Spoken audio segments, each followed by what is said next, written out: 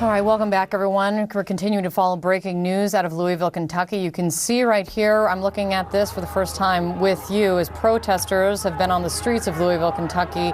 Right now, they are facing off, they're facing off with police in Kentucky. To this point, in all of the shots that I've seen, it has been very peaceful. We're seeing some shoving back and forth at the moment. Let us hope this remains peaceful. We're keeping a very close eye.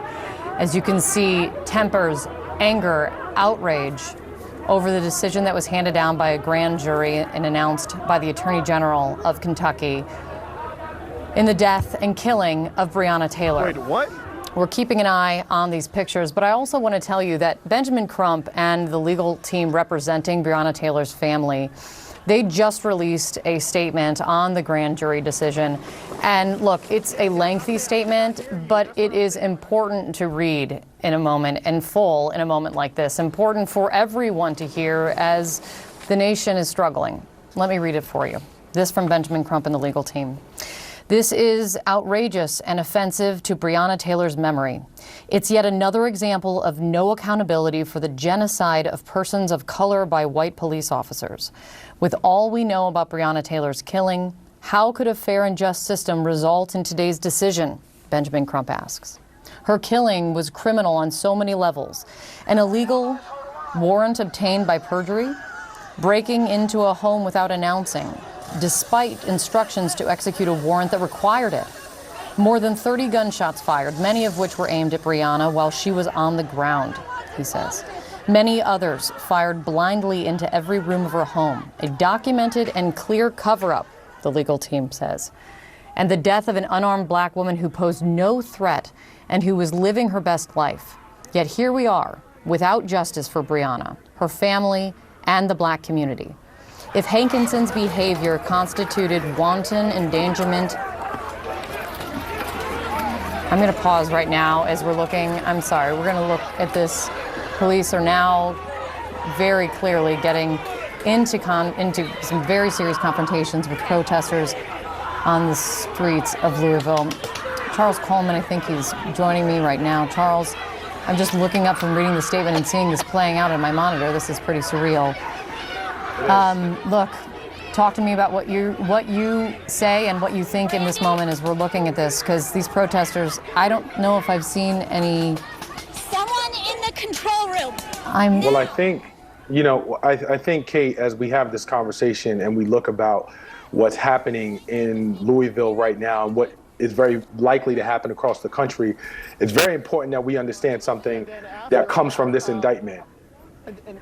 We just saw a wall in an apartment receive more justice than a dead black woman.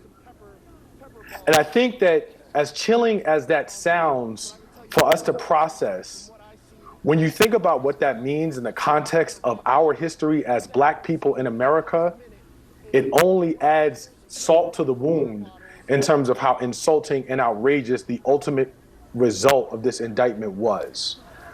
From the very beginning, I talked about the lack of transparency in this case. I talked about the fact that there was a lot of blame to go around. Daniel Cameron has shouldered the brunt of it, but let's be clear, the blood of Breonna Taylor is on the mayor's hands. It is also on the hands of Thomas Wine, who attempted again, and I want to continue to make this point and drive it home, who attempted to give a plea deal to Breonna Taylor's ex-boyfriend by indicating her as culpable with respect to his drug-related activities. Charles? And so it's not just about Daniel Cameron. This is a much bigger conversation. It absolutely is. And what we're looking at right now, look, people started gathering on the streets even before the grand jury's decision came down. They started walking. Our Shimon Prokupez has been among some of the protesters who were walking very peacefully as we saw through the streets. And this just changed very quickly as protesters came upon police. I think I've counted, when that man looks like he's bleeding. I think I've seen 3 people on the ground, taken down on the ground by police. It is not clear what transpired that led to this, but things have escalated very quickly as police clearly wanting to get this under control. And in these moments, I sit and I watch myself. I mean, look, you now have 1, 2, 3, 4. You have 5 people sitting on the ground who have with their hands tethered behind their backs, waiting to see what happens next. The police are reacting pretty quickly. Go ahead, Charles. It's painfully ironic, right, that a large part of what is driving this conversation is a feeling of mistrust and inaction or misaction by law enforcement. And what we are actually about to witness right now, and I'm predicting it, unfortunately, is the probable display of that on camera in front of America to see with respect to these protesters and police and law enforcement's response. So we're already having a conversation about law enforcement and improper and excessive use of force. And what we are unfortunately witnessing now is the furtherance and the support with evidence right before our very eyes of exactly what we're complaining about to begin with. But Charles, also, I mean, what would you say to the people who are on the streets of Louisville right now? How do you lower the temperature in this moment of real despair and real grief and pain that we can see? You know, Kate, I understand that question, and it is a logical and a reasonable question, but quite frankly, you know, the most logical and reasonable answer that I have for you is that should have been a concern of Daniel Cameron, of everyone else who was involved with this case, Thomas Wine, the officers who entered that apartment. You know, we all want to have the conversation about how do we quell the violence on the back end. But the reality is, even though this is where we are, this is not the first time that this has happened.